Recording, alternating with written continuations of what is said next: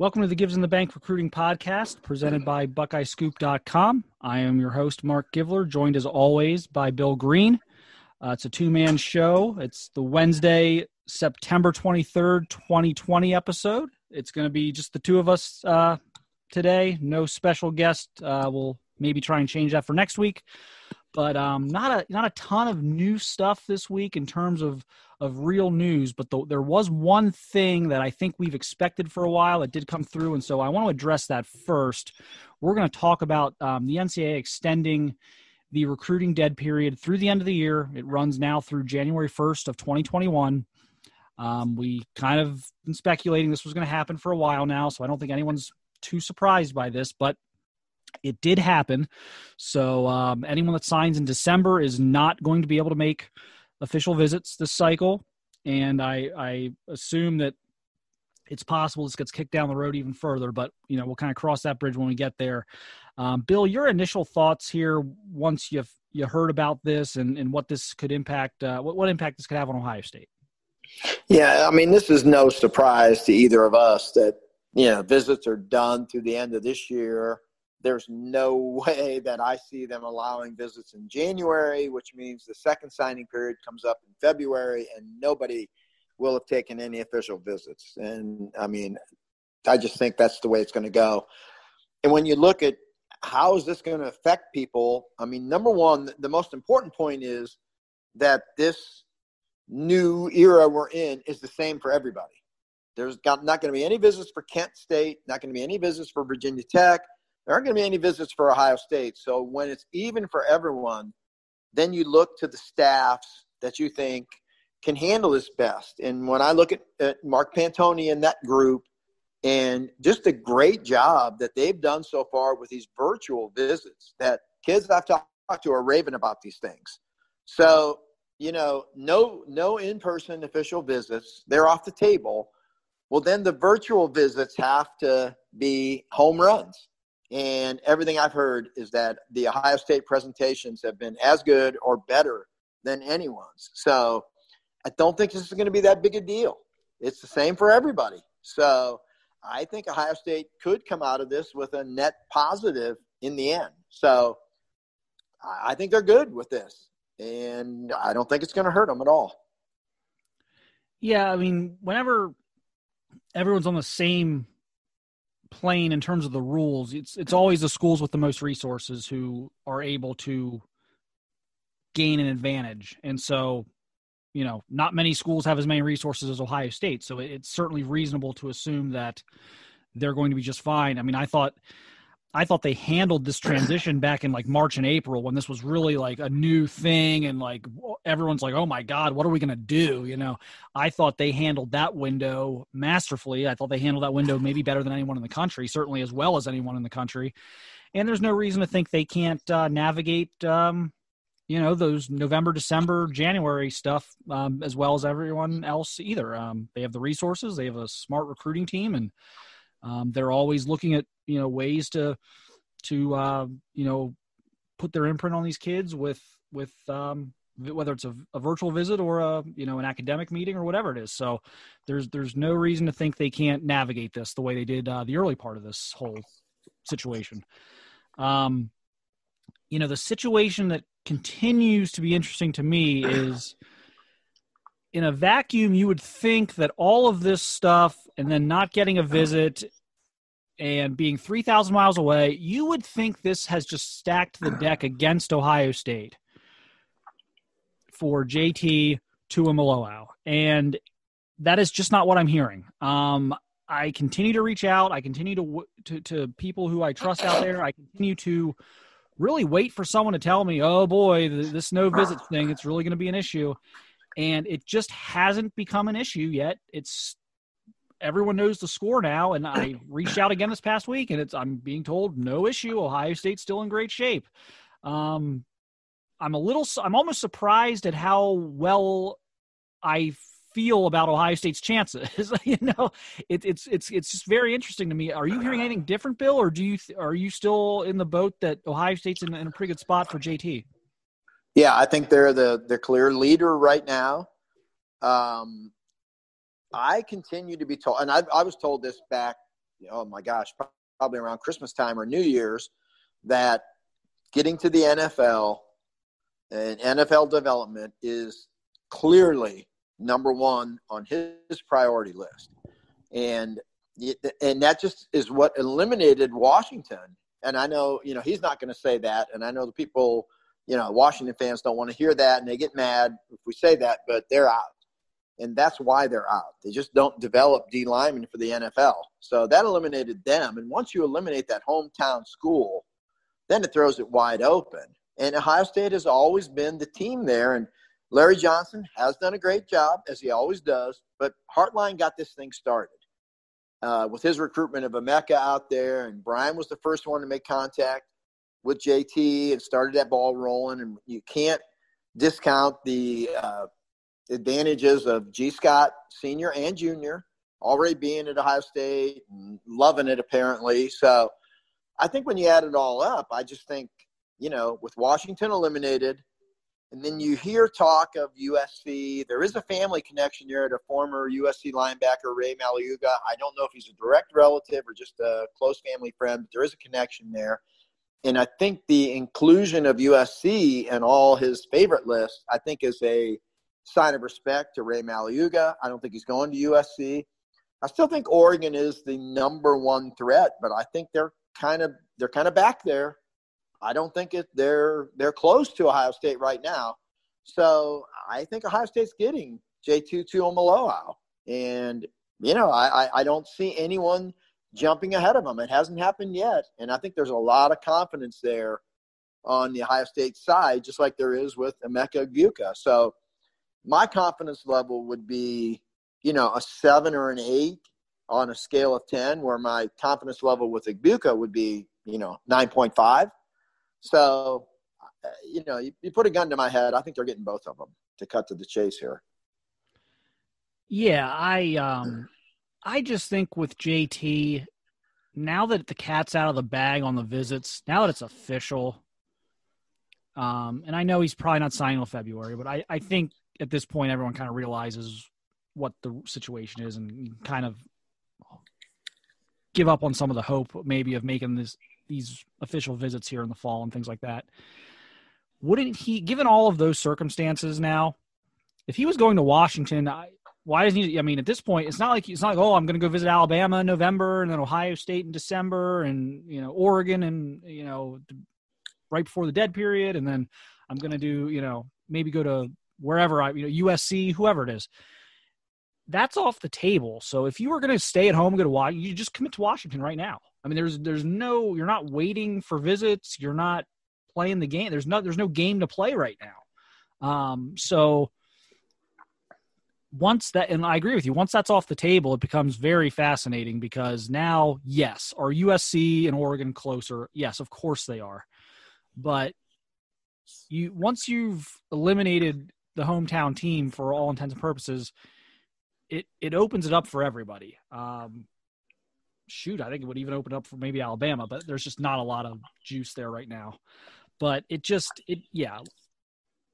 think if it was Washington that he'd end it. He doesn't like recruiting. He doesn't like this. Like, he doesn't like to go anywhere. He doesn't like to make visits anyway. So now these are off the table. I just think if he was going to Washington, that we'd already know that. So that continues to give me good vibes for Ohio State. I keep asking people, like, is this really actually, this really isn't a thing that he hasn't visited? And they're like, well, it's not perfect, but it's not hurting Ohio State. People continue to tell me it's not hurting Ohio State. I'm like, okay. So with Emeka, I think this almost helps because, someone would have to host him on an official visit and just blow him and his family away.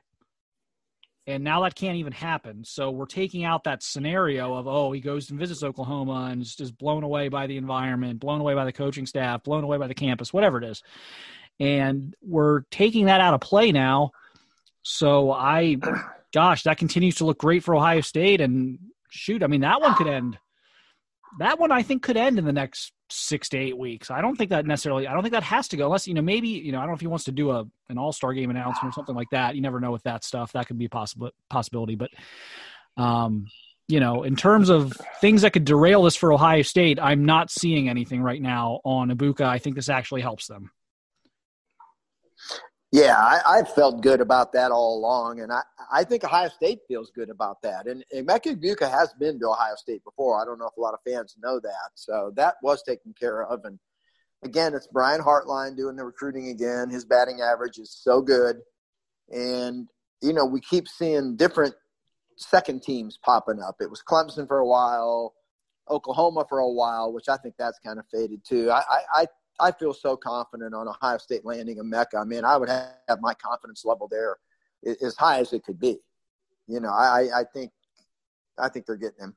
Just to cut to the chase there. I think Hartline's got that one nailed. I think he's got that on lock, and I think there's a lot of confidence there on the Ohio State side regarding Emeka Egbuka, and I think that's well deserved. Yep. Yeah, I think Ohio State probably a net positive here. I don't really see a net negative. I get, again, the one guy, they're looking at Justice Boone, the defensive end who's out of Sumter, South Carolina. He's committed to Florida. They just offered him about a month ago. I've talked about him. I've written about him. I talked to him most recently, maybe like 2 weeks ago, for an article, and he very excited about Larry Johnson in Ohio State, would love to visit. Obviously, that's not going to happen now. That's one. I think it's a bit of a long shot anyway, but I do think that's maybe the one guy where the no visits could make a significant difference there. I think it does make it much more difficult for Ohio State to try and get that flip without the visit. And then, of course, there's Tristan Lee, who we have already kind of written off anyway. So I don't know.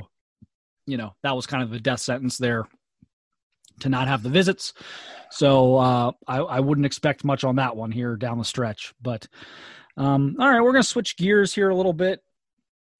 Going to play a little new game called Stock Up. It's just, look, we've covered a bunch of games now. We've watched a lot of huddle film because these guys are getting their huddle film up really quickly after games these days. So we've been able to watch film of a lot of guys that we were interested in watching. And the one, certainly we've been out, probably at maybe half a dozen or more games apiece already. And, so we have some feedback now. We have some new information, some new evaluation points.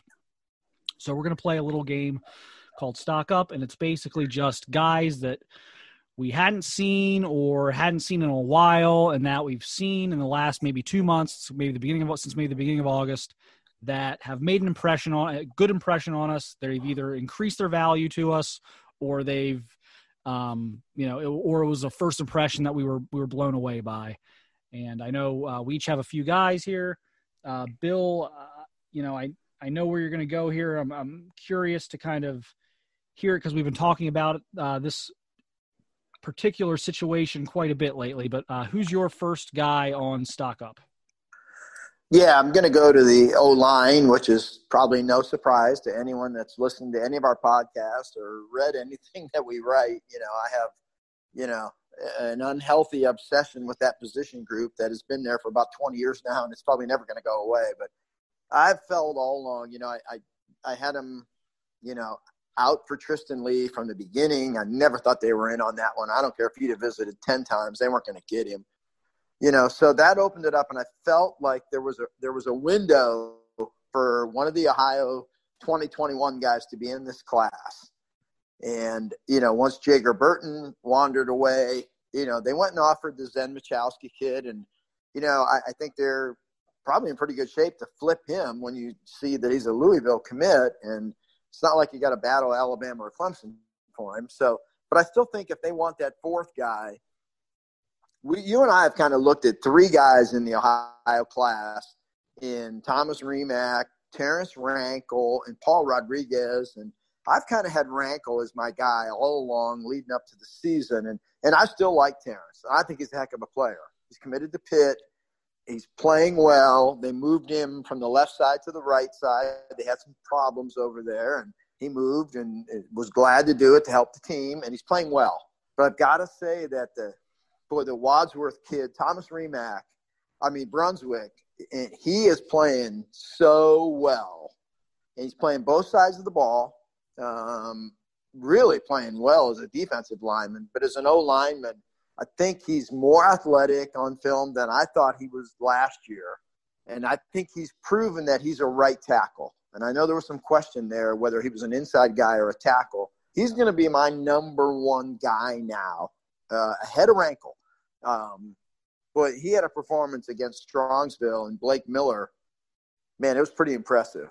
So I'm going to move Remack up right now as a guy that in my, I don't know how Ohio State would look at the three, but I would now move Remack ahead of Rankle. And I would go Remack, Rankle, Rodriguez right now. So I'm interested to see if, Ohio State reaches out to Thomas. He is committed to Pitt.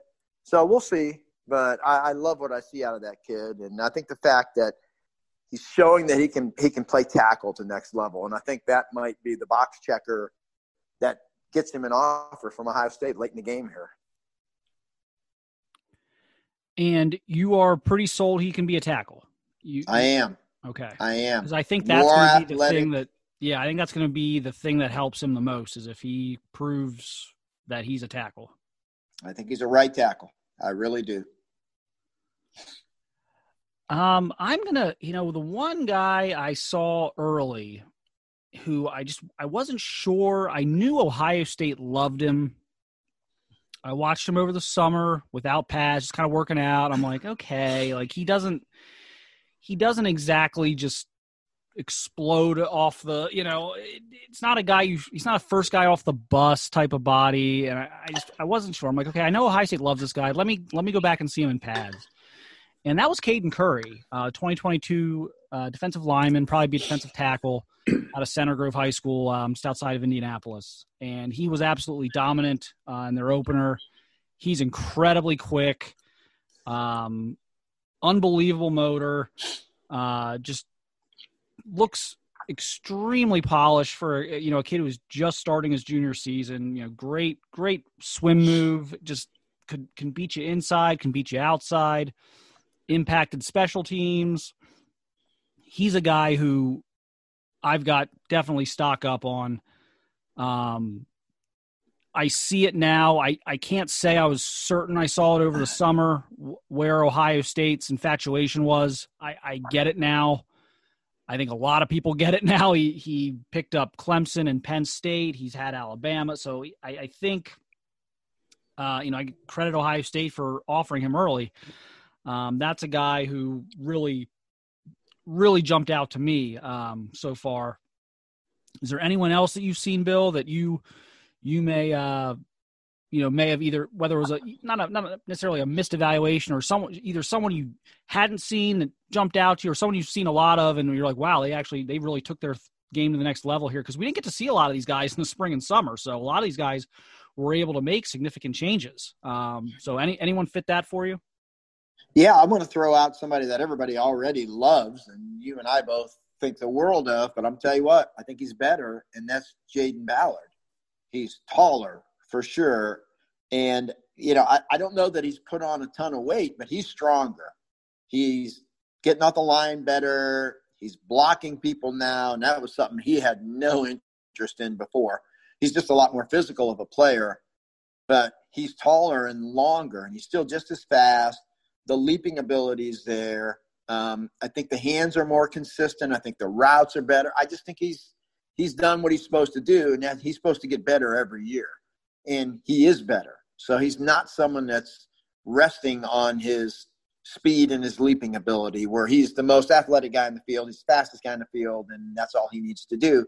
I've seen work on the nuances, the little things that he does need to work on, where when he gets to Ohio State, he is not going to be the most talented guy in the program or on the field, where he is right now at Massillon. So I really like what I see out of him. I see some maturity there that, I think people were looking to see. And, he's already, 4 or 5 star type kid, but I think he's better. And I think that's really good news, for Ohio State. And he's the guy that I'm really looking forward to seeing him in that Ohio State program and to be tutored, by Brian Hartline in that system. I think people can feel really good about Jaden and him taking that next step. Yeah, I'm looking forward to seeing him again. Hopefully, the Massillon-McKinley game coming up. See how that goes. But yeah, that's one guy I wanted to see again because we didn't get to see him again. We didn't get to see him all off season. So I will. Spoiler alert, I guess, on this. We're going to update our 2022 rankings at some point in Ohio. Probably should do that soon, actually, given all the guys. Yeah, I think we need to, because I feel differently about a lot of kids right now than I did when we first did them. And some positive, some negative, some staying the same. But, yeah, those need updated. Yeah, we'll probably do that here pretty soon. We do, I guess, spoiler alert on that. When we do, I don't think I'll be able to, certainly on my ballot, CJ Hicks is going to be the number one player in Ohio. Certainly was impressed with him over the summer at, the Underwear Olympics, but we already knew that. We already knew what CJ was athletically. And I had actually seen him working out a couple weeks before that camp he was at. So I knew the physical maturity but we've all known what a great athlete he is. What I wanted to see was I wanted that to match up when you pop in the film. I want to see difference-making plays. I want to see big plays. I want to see him active. I don't feel like we saw that all the time last year. I think, I think part of that was maybe how he was used as, kind of like a corner. You could kind of take him out of the game. But he has some switch has been pushed to the on position there. He has been pretty dominant so far. The film Tony brought back a couple weeks ago was pretty eye-popping. He was in my discussion for number one. I had a couple of guys I considered for number one, but I ultimately went safe on Tegra Shabola, and I'm probably this is nothing to do with Tegra. This is all CJ validating the athleticism with the production now on film, and I'm going to go see him again here next week. But unless he completely ghosts us next week on making anything happen, I probably gonna be hard to talk me out of having him number one on my ballot. So that's a mover in 22. I think, that's how an outside linebacker is supposed to look. The new age of outside linebackers, with all the coverage responsibilities and everything else now. He is very impressive.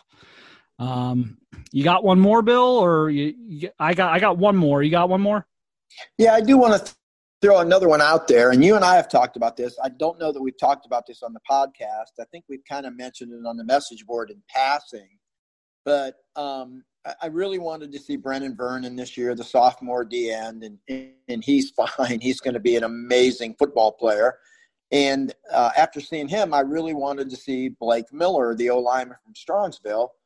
Both these guys hold OSU offers, so I did see both of them. And it just so happened that in both of their games, they went against Medina. So I got to see Drew Aller both times. He got hurt the first time, and that was against Menor, and he was in the process of he was going to go over 300 yards and probably 4 or 5 touchdowns. And then the second time I saw him was against Blake Miller in Strongsville, and he did go well over 300 yards, and I think he had 4 or 5 touchdowns. So, is Drew the guy that I would take, over any quarterback in America, which is where I think Ryan Day can go? And that answer would be no. No, I don't think Drew Aller is, in the top 5 in America in his class. But I'll tell you what, with the age of the portal and just the way things are going right now, I think he would be a perfect number 2 guy in that class, in a 2-quarterback class. I don't think he's the kind of guy that would scare off, the top 5-star quarterback in America. I don't think it would keep you from getting him. But I think Drew might want to be a part of that. And I think he would be an amazing 2 guy in a 2-quarterback class. So I'm, really intrigued by Drew and his progress. He's now started, I think, 7 or 8 games in his career now. He's still a baby in terms of development, but I mean, he just gets better every time I see him, whether it's on film or in person. He's legit 6'4". He's 220 pounds. He ran the ball so well against Menor. It was a rainy, windy night, week one. And I was so impressed with the increased athleticism. So, I mean, as he stands right now, he is an absolute Power 5 guy. I think he's an Indiana, Pitt, Virginia Tech type of quarterback. I think that's who he is. But, boy, I'm intrigued by, if Ohio State thinks they need another quarterback in that room, which they may, and then you start to think of, are Jack Miller and C.J. Stroud going to stay and beat each other's heads in for 5 years? I think Drew makes a lot of sense as a number 2 guy in that class. Yeah, I mean, and probably a guy you could redshirt and get some separation from whoever else you would take. So right, I think that's an interesting dynamic to watch in 22. I'm going to go with another 2022 Ohio guy who is also kind of a baby, and it's a totally different position. It's more of a physical growth than a mental growth that has to take place. But I am starting to really like Emil Wagner out of Huber Heights Wayne, the offensive tackle.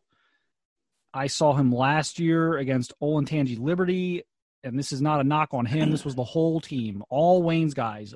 Liberty with smaller and less athletic kids pushed Wayne all over the field for most of that game. But you liked the frame that Emil had. I mean, 6'6", obviously a good athlete.